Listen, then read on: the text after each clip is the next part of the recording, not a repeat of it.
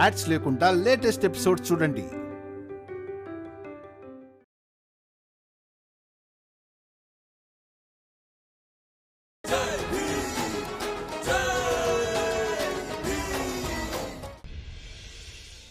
రామ్జీ అన్నా, అంటే అది విషయం కాదా? కాదు.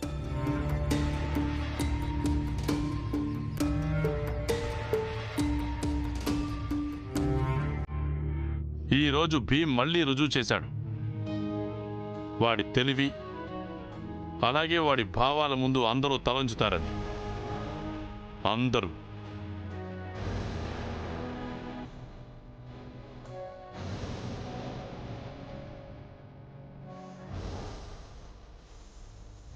ఈ భీమరావు ఏమైనా తాంత్రిక మాంత్రికుడా? తను కరుణలోంచి విషయం మొత్తం తీసేయడానికి? హితేష్ అన్న, ముందుగా రాంజీ అని చెప్పింది మొత్తం వినొచ్చు కదా, ఆ తర్వాత నీకే అర్థమైపోతుంది.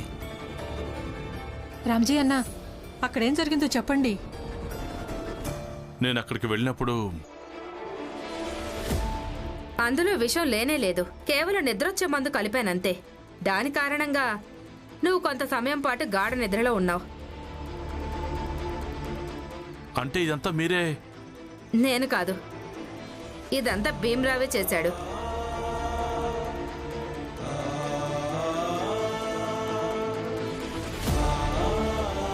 నువ్వు పందెంలో గెలిచావు భీమ్,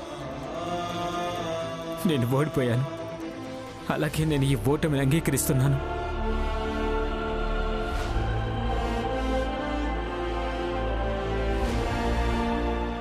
నన్ను క్షమించు. ఇక ముందు ఎప్పుడు నీ మీద చేయెత్తను. నీకు పానీపూరి అంటే ఇష్టం కదా, పద ఈరోజు మనిద్దరం కలిసి తిందాం. నిజంగా ఇదంతా భీమే చేశాడు.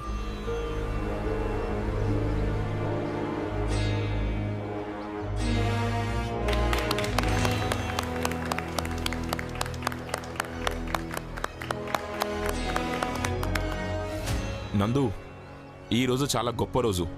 ఈరోజు కేవలం భీమరావు గెలవడమే కాదు, నిజానికి బాలకున్న మానసిక తత్వం కూడా ఓడింది. భార్య కంటే భర్త ఎక్కువ అనుకోవడం. అందుకే ఈరోజు మనం ఇంటి మొత్తాన్ని పూలతో అలంకరించుకుందాం, ఆడదాం, పాడదాం, సంతోషంగా గడుపుదాం. నువ్వన్నది నిజమే మనోహర్ అన్న. ఎందుకంటే ఇక్కడున్న మిగతా మగాళ్ళు కూడా ఇది అర్థం చేసుకోవాలి. వాళ్ళు కూడా భీమ్లాగా ఆలోచించడం మంచిదని. మనోహర్ నందు, మీరు చెప్పింది పూర్తిగా నిజమే. ఈ రోజు మన ఇంటిని అలంకరించడం చాలా మంచిది. నందు, మనోహర్, ఈరోజు నేను కూడా మీకు సహాయం చేస్తాను. ఈరోజు నా ఇద్దరు కొడుకులు గెలిచారు. ఇక బాలా విషయంలో నేను చాలా సంతోషంగా ఉన్నాను. పదండి. రండి రామ్జీ అన్న.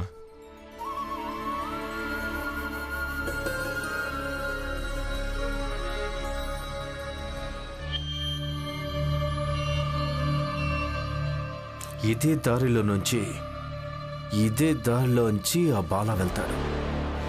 ఇక వాణ్ణి ఏం చెయ్యాలో మీ అందరికీ బాగా తెలుసు కదా. ఇక వెళ్ళి దాక్కోండి. నేను సైగ చేసిన తర్వాత రండి, వెళ్ళండి. ఈరోజు ఆ బాల కథ ముగిసినట్టే.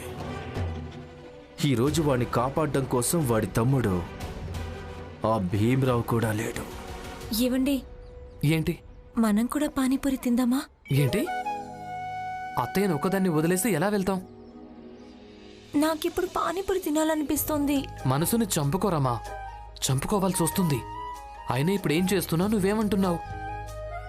ఇంటికి పద. అయితే పిన్నికి చెప్పే వెళ్దామా? ఏమొద్దు, ముందు నోరు మూసుకొని ఇంటికి పద. పిన్ని! అరే పిన్ని, ఏమైంది? ఏం లేదత్తయ్యా. ఉంది పిన్ని. అదేంటంటే నాకు పానీపూరి తినాలనిపిస్తోంది, కానీ ఈయన నన్ను తీసుకెళ్లడం లేదు. ఏమంటున్నారంటే, రమ్మా, అప్పుడప్పుడు మనసును చంపుకోవాలి తెలుసా, పరిస్థితులకు అనుగుణంగా నిర్ణయించుకోవాలి. అందుకే మీరైనా చెప్పండి. భీమ్, రమ్మాను తీసుకెళ్లొచ్చు కదా. అంటే నేనేమనుకున్నానంటే అత్తయ్య, మనం ముగ్గురం వెళ్దామని. మీరిద్దరూ వెళ్ళి ఏదైనా తినిరండి, నేను ఇంటికి వెళ్తాను. వెళ్ళండి.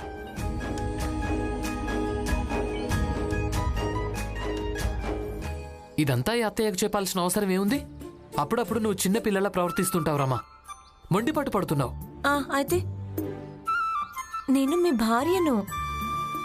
అప్పుడప్పుడు భర్త ముందు పిల్లలా మారడం, అలాగే కొన్నిసార్లు భర్తను వెక్కిరించడం అది నా హక్కు. పదండి. ప్రతి క్షణం మీరు భీమరావు అంబేద్కర్లా ఉండకండి. అప్పుడప్పుడు ఈ రమకు భర్తలాగా ఉండొచ్చు కదా. పదండి.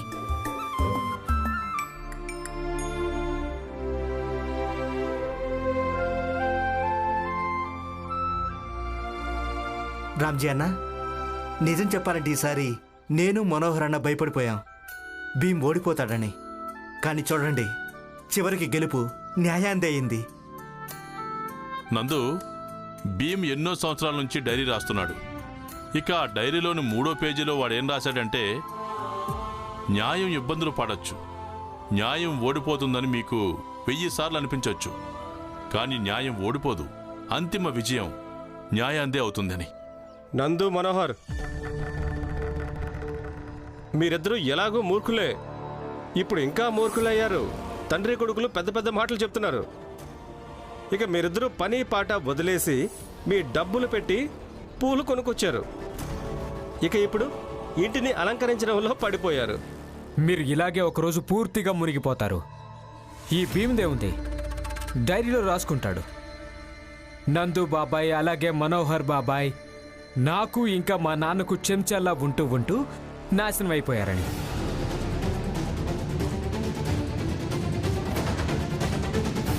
జనాలు పిచ్చివాళ్ళు అవుతారని అంటారు కదా, అదిగో చూడు, ఇలాగే అవుతారు.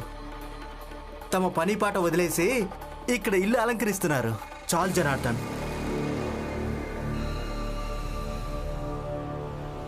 ఎప్పుడు పడితే అప్పుడు నోటుకొచ్చినట్లు వాగుతూనే ఉంటారా మీరు?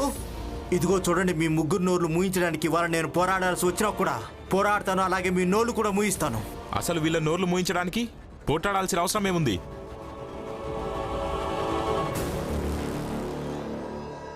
నందు, మనం గెలుపుకి ఎలాంటి వేడుక జరుపుకోవాలంటే ఈ జోకు, హితేష్ ఇంకా జనార్దన్ ఈ ముగ్గురికి ఎంతలా గుచ్చుకోవాలంటే గాయపడి వీళ్ళే స్వయంగా నోరు మూసుకోవాలి. నువ్వు అన్నది నిజమే మనోహర్ అన్న.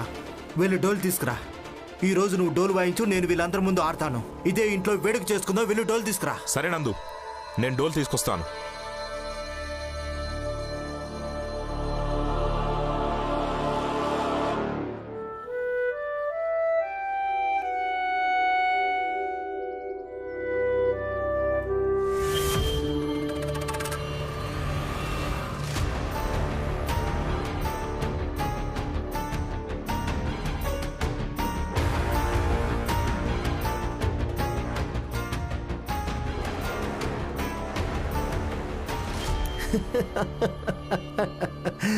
ఈరోజు బాల ఆట కట్టు.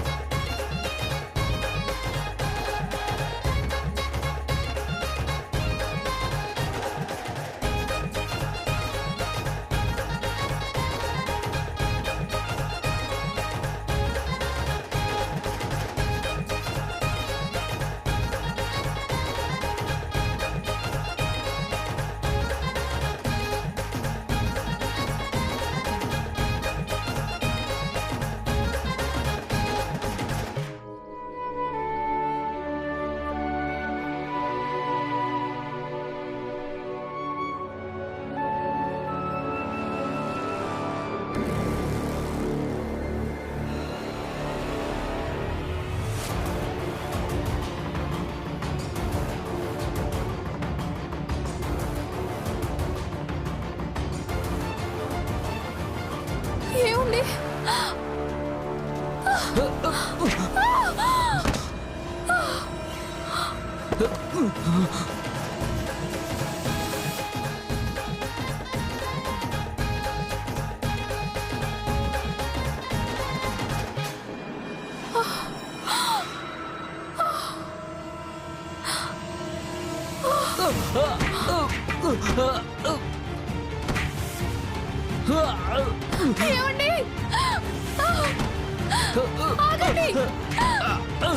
భర్తను కొట్టకండి!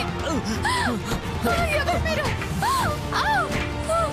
నా భర్తను కొట్టకండి! ఆగండి! ఏమండి?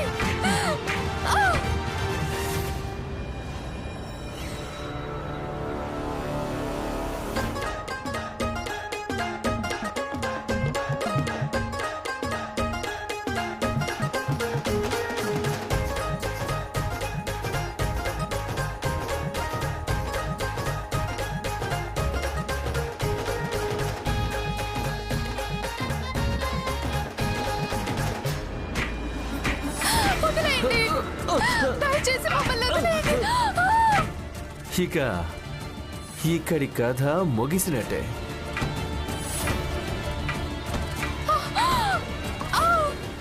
ఇప్పుడు ఈ శుభవార్త భీమ్రావ్ అంబేద్కర్కి చెప్పాలి. పదండి.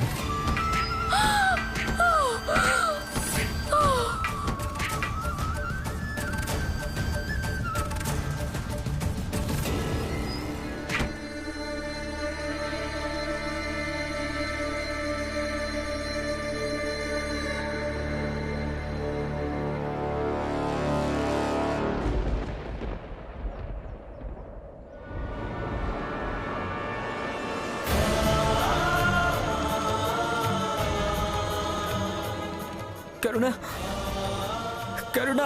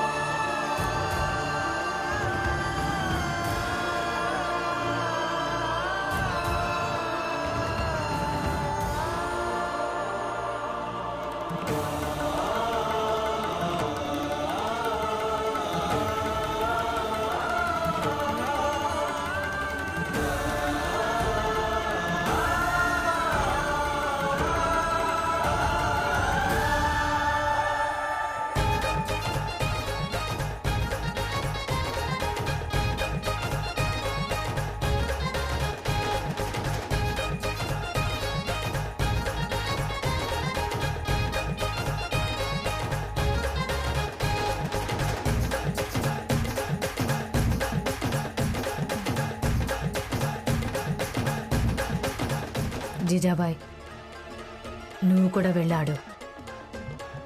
ఇన్నేళ్ల నుంచి ద్వేషం అనే తాడుతో కట్టేయబడున్నావు. కొంచెం ఆడవంటే ద్వేషం అనే తాడు ముళ్ళు కొన్ని తొలగిపోతాయి. నాన్నా, నాన్నా, నాన్నా! ఈ రక్తం ఏంటి భీమ్? ఏమైంది? అది అక్కడ అక్కడ కరుణ వదన.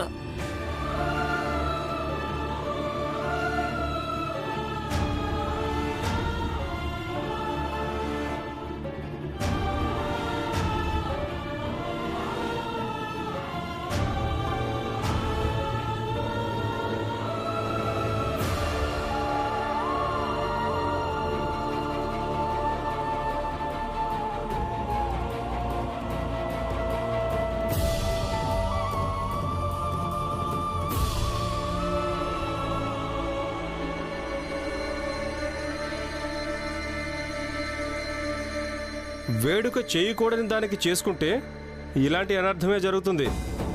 నందు, ఈ పూలు అలంకరించావు కదా, అవి తీసేయి.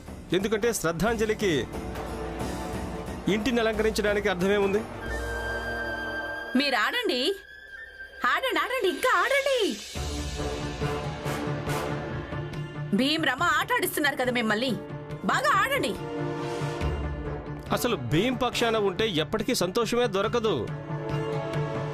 నందు, పూలు కొనుక్కొని తీసుకొస్తే అవి ఒకరి సంతోషానికి ఉపయోగపడవు, ఆ పూలు అమ్ముడవవు కూడా. అందుకే బాగా ఆలోచించుకోండి. జోకు, జనార్దన్, వెళ్ళండి. పూలు అలంకరించారు కదా, అవన్నీ తీసేయండి. వెళ్ళండి, అవేవి అవసరం లేదు.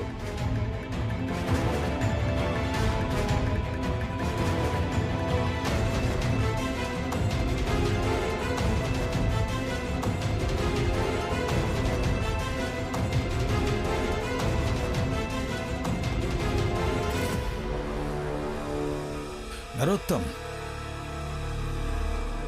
ఈరోజు చాలా ప్రశాంతంగా అనిపిస్తోంది. ఈరోజు ఏమనిపిస్తోందంటే మన శత్రువు ఆ భీమరావు ఇప్పుడు బాధపడుతూ ఉంటాడు. ఆ భీమరావు బాలా మీద పందెంలో గెలిచాడు, కానీ చాలా ఓడిపోయాడు.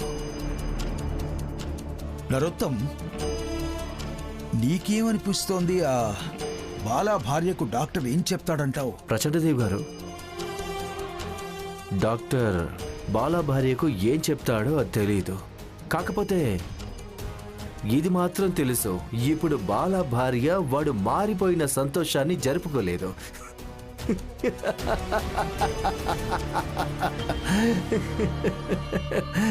ఇక మిగిలింది బస్తీ సంగతి అంటారా? అక్కడ మన మనుషులు ఎలాగో ఉన్నారు.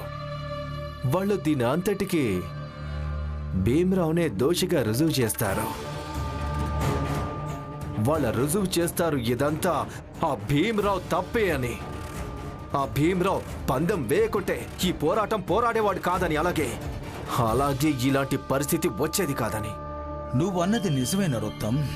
అలాగే చాలా మంచి పని కూడా చేశావు. బాలా భార్య దుర్ఘటన గురించి వార్త నువ్వు తీసుకెళ్లి భీమరావుకు చెప్పావు. ఇప్పుడు ఆ భీమరావుకు ఈ అనుమానం ఏమాత్రం రాదు, ఆ మనుషులు నువ్వు పంపించిన వాళ్లే అని. ప్రస్తుతం మనం బస్తీకి వెళ్దాం. బస్తీకి వెళ్ళి చూద్దాం అసలు కరుణకు ఏం జరిగిందో. మనం ఒకసారి వెళ్ళి కరుణక్కను చూసొద్దామా? కానీ ఎక్కడికి వెళ్దాం? మనకు వదిన ఏ హాస్పిటల్లో ఉందో కూడా తెలీదు.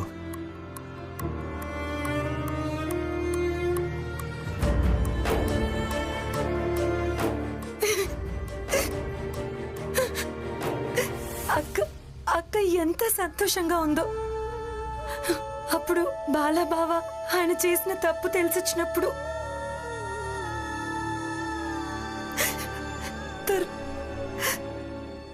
తర్వాత వాళ్ళకి ఇలా జరగడం.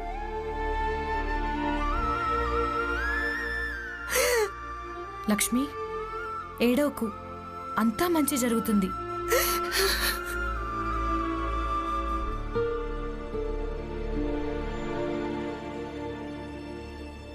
అటు చూడు, వాళ్ళంతా వచ్చేసారు. బాలా అన్నయ్య,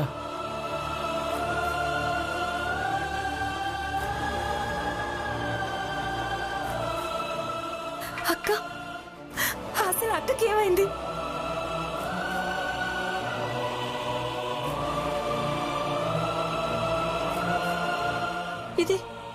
ఇదంటే ఏంటి భీమ్? కరుణకి ఏమైంది చెప్పు భీమ్. నేను చెప్తాను.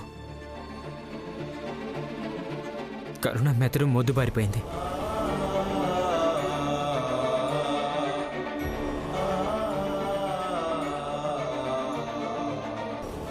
డాక్టర్ ఏమన్నాడంటే శివంలో చలనం తిరిగి రావడానికి ఇంకెంత సమయం పడుతుందో అది చెప్పలేమన్నాడు.